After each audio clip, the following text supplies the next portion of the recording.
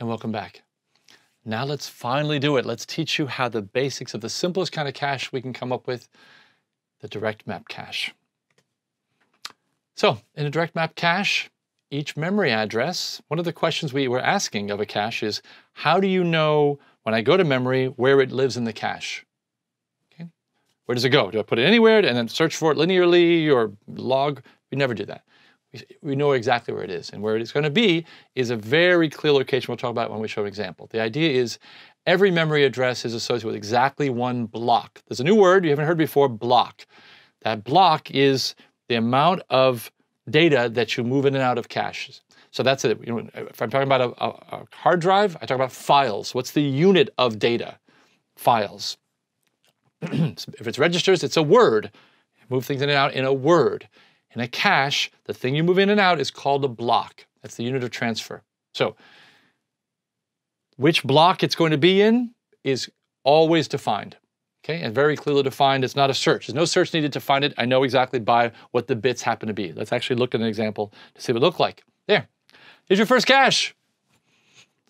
One of the abstractions of memory is to think of it as basically infinite. We know it's 2 to the 32. It starts at 0 and moves to 2 to the 32 minus 1 possible bytes I could write. And here we're showing it here. Each memory address is a byte wide. So we're showing that we're drawing this memory as a byte wide. And by the way, you can draw this picture memory different ways. Memory is, I can draw it a byte wide and 32, 2 to the 32 or 4 billion. And actually we now know the word for it, don't we? 4 GB. Look at this, 432 is 4 GB, remember that? So I can draw it 4 GB rows, where each row is 1 byte wide. Or I could draw it a word wide, so 4 bytes wide, and only 1 GB high. So 4 times 1, 4, 1 GB times 4 is 4 GB total. Or 1 byte times 4 GB is 4 GB total. So I can draw the memory and change the aspect ratio, thinking of it different ways. So it's the same memory, I'm just drawing it different ways and thinking of it different ways. And in fact, I'm going to encourage you from now on, from this point on, if you ever draw memory, slowly, I'm going to say this very slowly so we get it all, draw memory so that it's the same width as your cache. That's all you got to do. From now on, when you're thinking about one of these cache problems, turn the page on the final exam. It's a cache problem. Cache says, the block, remember the block is the unit of transfer. That's the width of the cache. Is some amount. Okay, whatever that amount is, draw your memory the exact same width. The memory is going to be more rows because the memory is bigger than the cache, but always draw, in fact, I always draw them right above each other. Here's the cache, here's memory, so the same width is like there. Width of cache, width of memory, okay? So do that. I'm drawing them here, two separate pictures, not like this, but so the same width. See, I did it, same width, okay? Okay. So here we go. First problem. Notice the color coding. Before I even tell you what's happening, the color coding tells you the answer, which is every 4 elements knows exactly where to go. If you look at this picture, all the blues go to the blue area. So this is a 4 byte cache. I'm starting to use some words that now might make some sense. What's our block size? What's the unit of transfer? It's a byte. And that's the width. So this is the block size, and it's only 1 byte. So I'm drawing memory 1 byte wide. So how high is it? 4 GB, 32 to the 32 total bytes I have access to, okay? And by the way, sometimes we draw memory from 0 on the bottom to 0 on the top. I actually prefer to draw it top down, but lowest number here, increasing number there. But sometimes the picture, we flip it for convenience sake. Like when we talked about the picture of, if you remember the picture where stuff lives in code, 0 is the code, and then above is the static, and above it is the heap, and above it is the stack at the higher level. So we actually flip when we talk about what the code does, but when we actually run cache problems, we flip it to have 0 be up top and down there, okay? All right, so this is gonna be 1 byte wide. And if this is a 4 byte cache, that must be that this is 4. There are 4 of these guys, because this times this is going to be the total size of the cache, okay? It's like the area. Think about the area. We'll actually have a picture or two later we show that, but that's the idea. Width times height is the area of the cache, okay? But that's the idea. So every 4. So I can tell you, without even thinking, there's no search anymore. Well, let's see, how about 9? Where does 9 live? Really, it's like modulo 4. Well, what's 9 mod 4? 1. Well, no, that's what color is. I didn't know that. Okay, I know my 9 mod 4 is 1. Let's just see if that's true. Well, 9 is this red color, and 1 is the red color. See? Did it for me. So in a way, this cache is doing modulus for us, and that's how we do it. Another way to think about it, here's another way to think about it. What are the memory, what's 9? What are the memory addresses here? Let's look at 9 here. 1001. Which of these bits is telling me what row of the cache it is? Which one? Can you guys tell me? Yeah. Isn't that lower bits telling me what that is? So already I can tell if you just tell me the number. Oh, it's what's your memory address? Oh, it's FQs, no, FQ, these have to be hex values. Good, Q, good, Dan, Q. That's a nice hex value. FED97346. Oh, 6, the last one was 6. 6 is 0110. I bet you are in spot 2, which is the 3rd spot, but it's spot labeled by 2, okay? So all you have to do is look at the low order bits to tell you what row you're in. We're gonna see it's a little more complicated than that, but that's kind of neat to be able to quickly go and figure out where things are immediately, just by looking at those bits. So cache location, I've said some of these things, but cache location 0 can come from 0, 4, 8, or anybody that has 2 zeros in the lower bits. Basically, anybody that's divisible by 4. Ah! 048C. Keep going. 048C. In fact, if you look at any memory address, this is all you need to know. Look at that hex, look at the nibble, the least significant nibble. And that's basically it. 048C, you're at 0. Sorry, okay, that's it. It's like a sheet. All right, 048C, you're in bunk 0. Next, let's do it together. 159D, you're in bunk 1. Get it? Okay. 2, let's do it. 2, 6, come on. A, keep going. E, you're in bunk 2. Those guys, mod 4 are 2. And let's do it together. Ready? Fast. 3, can you do it? 7, keep going. B, F, you're in bunk 3. Enjoy yourselves. Pretty cool. All right. And all I was doing is looking at the lower 2 bits of those numbers to figure out where they go. So, these 4 blocks, by the way, memory can't stop. I should remember here stopping at F. Memory could be all the way down to 32 GB. 4 GB. I got 32 in there. 4 GB. 2 to the 32 is 4 GB. I go to 4 GB. This could be 4 GB high, and it would still work. All the blues. 1/4 of the whole guys are blues. They all map to that blue spot. It's kind of cyan-y, but that's it. Now, what if we wanted a block to be bigger than 1 byte? Because if you think about it now, you know what this really means? I mean, this kind of doesn't work at this level, because if I had any 32-bit value, it means the 32-bit values are being spread across the different cache spots. Like if I load in a float's 32 bits wide, well, that means that the lower 8 are here, and then the next one is at the red, and the next, I mean, that doesn't make so much sense. So usually we think of caches being at least a word wide, just so I can load a float in that spot. Otherwise, the float's being split across. I don't like that so much. So we want to think about larger 1 bytes. But we're going to start teaching what a cache is at a very basic level so you understand what this is. So for now, we're in this beautiful, abstract, padded world model right now. Padded room. I could just walk around. I can't hurt myself. Padded room. In which we're just talking about bytes. We're just reading and writing bytes. Don't worry about anything bigger than that for now. Just to be easy. So now, again, we're just reading and writing bytes for now. Again, the easy word. Look at how it happens now. This direct map cache now says I'm going to have an 8. I've doubled my size. Look, my block size is now 2 bytes. That's wide. 4 rows, 2 bytes each. That's 4 times 2 is 8. It's an 8-byte cache. Okay? It's direct map. Still the easiest kind of caches we have. But you see how we're doing it. And this is critical, by the way. We're going to label the lowest byte is the top right. It's almost like kind of a right to left view. It can maybe eating corn like this. It's the opposite of how we read a page or something. Here is the lowest byte of all of memory. Then it goes across. That's the next byte. And then it goes back to down here. and that's the next one. So you kind of do this little ziggity-zaggity thing as we read. And as the block size gets bigger, remember block size is the width of the cache, and I've still, again, drawn our memory the same width as the cache. As I widen that block size, I'm gonna do the same thing. I don't care how it is, the top right is gonna be the least byte, the lowest byte of the lowest word of the whole thing. And I walk my way across, I pack them in till I get however wide that block size is, and I jump back. It's always gonna be this way, this kind of ziggity-zaggity guy. So that's not different. As I change my block size, that won't change. So again, the whole blue thing moves up there. But now, when I ask for a byte, the controller has to figure out where it is. So now it's a little bit more complicated. Is it always the lowest bit? Let's see, is it the lowest bit anymore now? I don't know if it is anymore. How do I figure out which one, which goes where? We can almost have a design question here. 0, 0, well that's in 0. And 0, 1, that's this spot, that's this guy right here, okay? That's also in 0.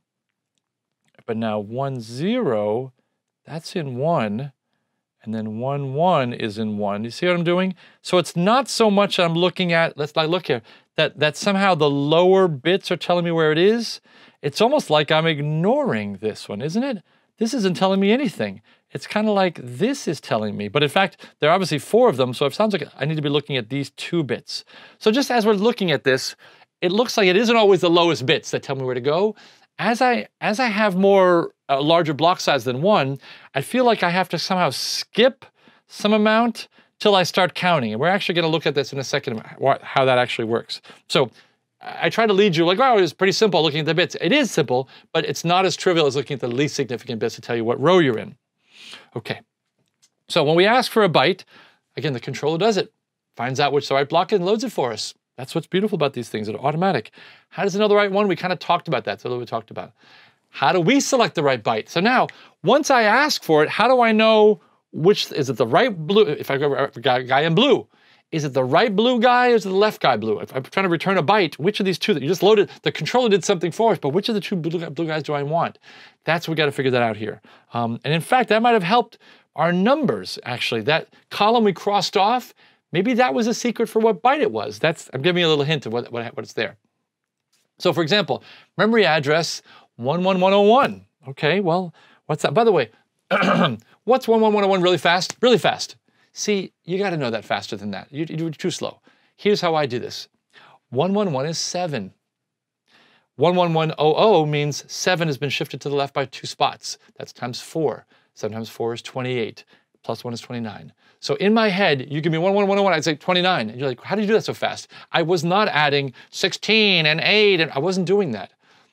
I got to 29 by saying, oh, that's 7 times 4, 28 plus 1 is 29. So think about how to do this faster. So you get to some interview and they give you some bit, and you're playing with bits much more fluently by looking at how to think of this. So 11101, 29, really fast, right? Pretty cool. Neat. 7 times 4 plus 1.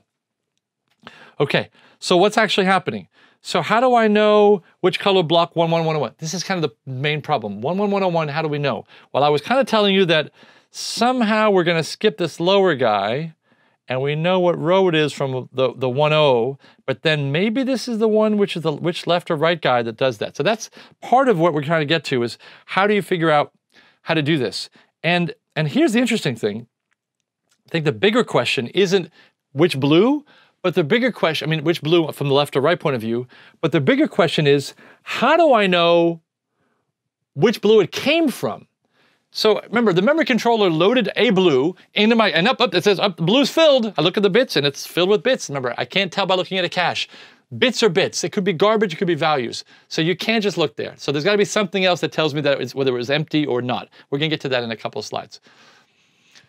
But there's got to be a way to know which of these blues did I mean. Look, this blue is filled with data. Yep, filled with good data, very happy. Maybe that's even a picture. So there's a picture there.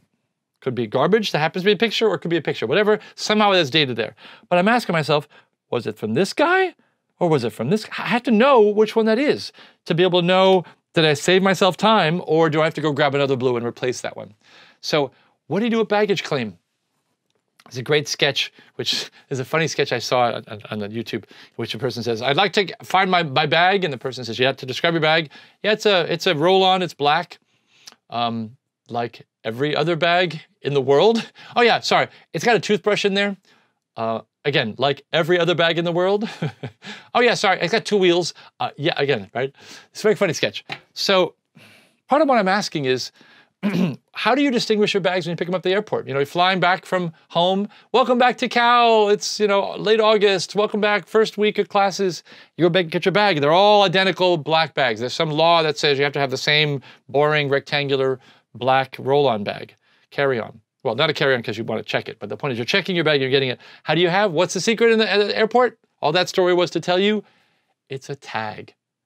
You have a little tag that tells me, oh, it's this one. No, it's this one. So each of these blues should have a tag that tells you where did it come from? Which of those kind of rows, which of those floors, you think of this, remember it's like floors, which floor did it originally come from to end up being having a copy in my cache?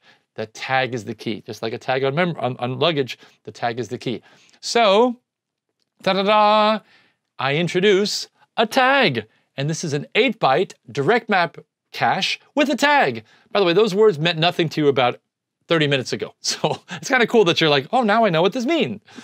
So here's what happens. Again, all the blues map to the blue. And what should go in the tag? Well, let's think about, what should we put it there? How about this? Let's make up a new set of bits for each blue and just make them up. So everybody, okay, here we go, everybody, all the blues, all the colors, every row in the original, remember, make up a new special code. We could do that. Maybe you would have designed that one. That's not as efficient as, well, they kind of already have their address. At the very least, we just use the address comes with it, right? Let's just use that. That doesn't make any sense. So let's just use the addresses. And then you're gonna say to yourself, well, do we actually need the entire address? I mean, didn't some of the address tell us we were already blue? Maybe 2 of those bits told us that we were blue anyway, right? If I'm blue, I know that 2 of those bits are 0. And we know that it's not the least significant 2, but the one over. So I don't need those 2 bits, right?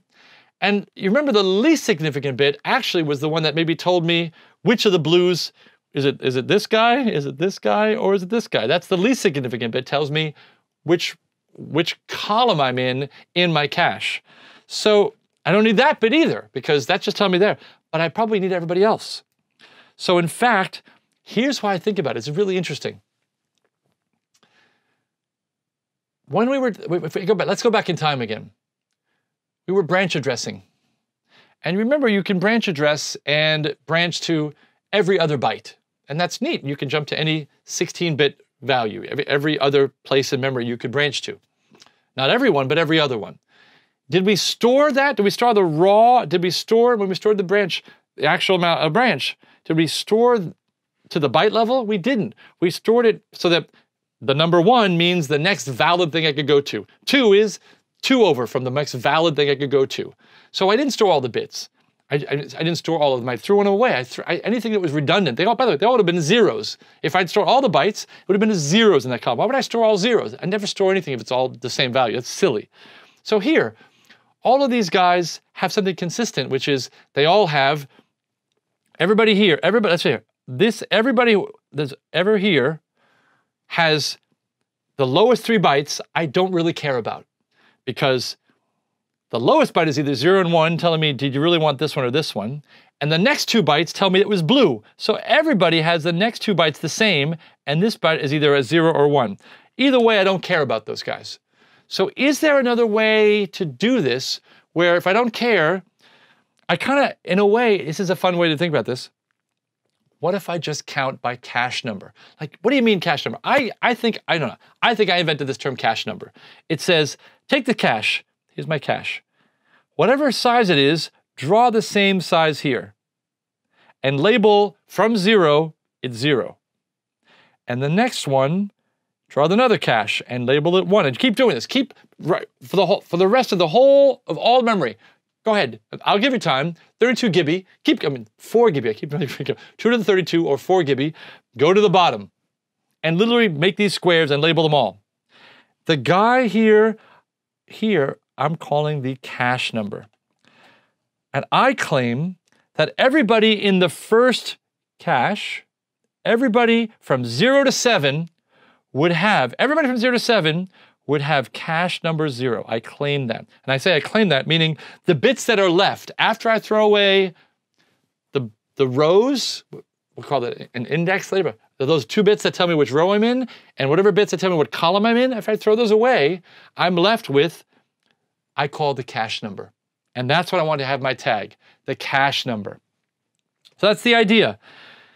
And again, I just mentioned this, it's useful to draw memory the same width as, if you do this, you will be in a great space for doing a problem on caches to understand this. And so I cross those off, and I write whatever bits are left, which is the cache number. Where did they come from?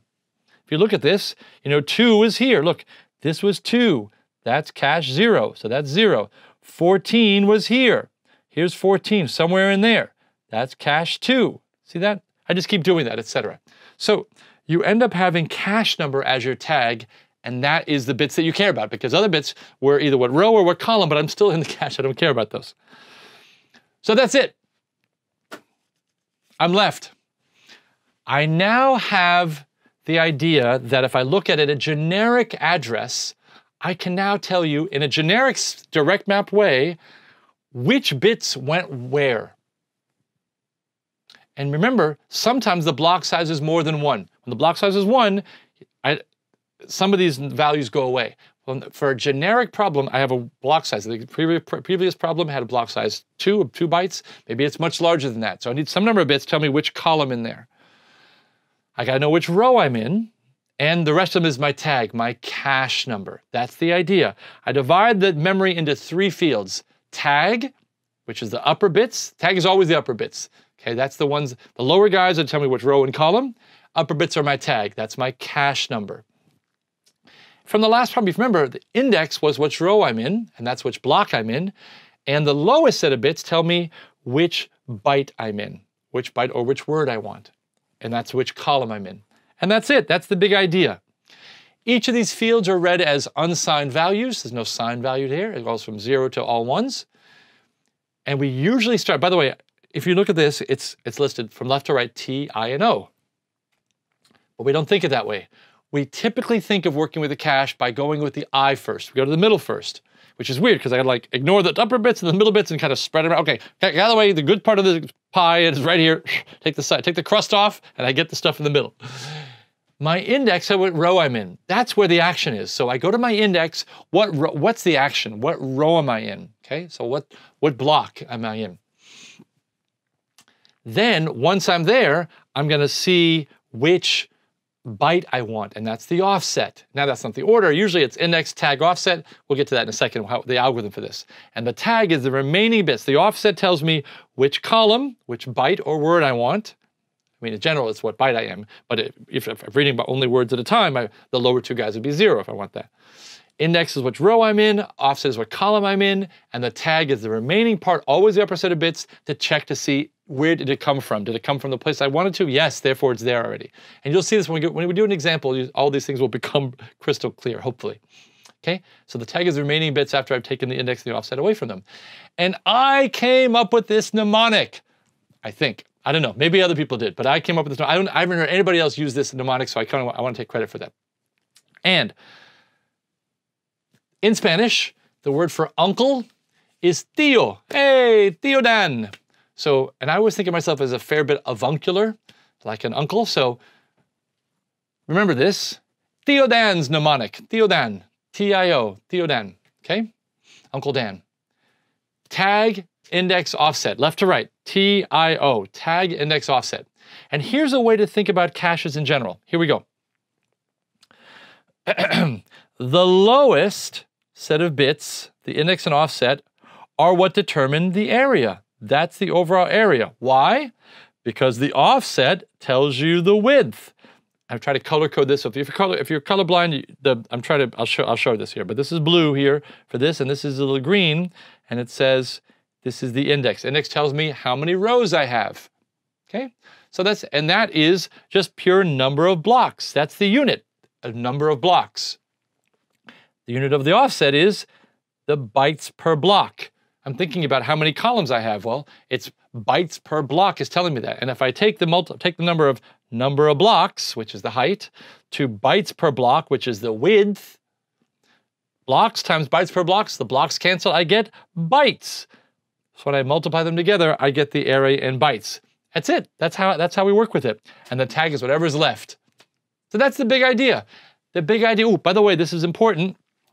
Don't forget that if I take 2 to the h and multiply by 2 to the w, I get 2 to the quantity h plus w. He's like, Dan, I get that. Yeah, but we're going to be talking about height as not just a number like 512. I'm going to say something like 2 to the 9th. You're like, oh, I should draw like a 9. And I'm going to say, well, what's the width? Well, I might say 2 to the 6th. And I'd say, quickly tell me the area. Tell me how big your cache is. And you quickly, in your head, say, 9 plus 6 is 15. 2 to the 15 is 32 kibi. You got a 32 kibi cache there, Dan. So I want you to be really fast by that. I gave you a lecture several lectures ago on being able to be fast by that. 2 to the 9th is 512. 2 to the 6th is 64. And I don't want you to sit down, all right, 512 times 64, let's say carry the 1. You have to kind of like to take your pencil and kind of like carry the 1. I don't want you to do that. 9 plus 6 is 15. 2 to the 15, 32 kibi. It's a 32 kibi cache. I want you to be fast like that, which is why I mentioned this, and it's also why I mentioned the idea of being able to be fluent with these numbers. 2 to the 15, you should be very fast, okay? And by the way, you can imagine I might ask a question like, oh, I don't know, if my cache size is 32 kibi, and I have an index, so now we're playing with this, I have 9 bits of index. What's my block size? Oh, see, I just asked that. I just flipped the whole thing. So I'm thinking, okay, 2 to the 15 divided by 9 bits, that's 2 to the 9th rows. 15 to the 15, by 2 to the 15th. By the way, there's the equivalent just of this of like, well then 2 to the h plus w minus, divided by 2 to the h. If I divide both sides by this, h 2 to the w. So I say, okay, I got a 32 kibi cache. I've got 9 bits of index. That's 2 to the 9th. I'm thinking 32 kibi, okay, 2 to the 15. If I bet 2 to the 9, 15 minus 9 is 6. 2 to the 6, oh, I got 64 bytes wide block. Fast. That's the kind of thing that we're going to ask you to do and be able to be fluent in. So hopefully this lecture gives you a little bit of this lecture combined with the other lecture where I told you to be fluent in those numbers, lets you realize that we're going to be talking about 2 to the power for these things. And the number of bits I have tells me I have 2 to those rows. If I have n bits, I bits for the index, it's 2 to the I different rows. If I have O bits for the offset, it's 2 to the O bytes in that block. That's the idea. So each of these guys is going to be a function of I'm going to ask you to be fluent between the bits to the number of rows and number of columns, and then overall, again, product of that is the overall size of my cache. Because that, we're going to be a lot, you cannot be at an exam, and this is back in the days when we didn't have open book exams and untimed exams, but you can't be at a cache question where, let's say 2 to the 9th, and they're writing 2 to the 9th, okay, 64 times 2 to the 5, look it up, multiply it. No. Fast, fast, fast. So we're encouraging all of our folks. You didn't really need it before now, but as we start working cache problems, you're going to need it, and it definitely helps. It definitely helps not to be stalled on kind of some of these simple arithmetic. Okay? That's it. We'll see you at the next lecture. Thanks so much.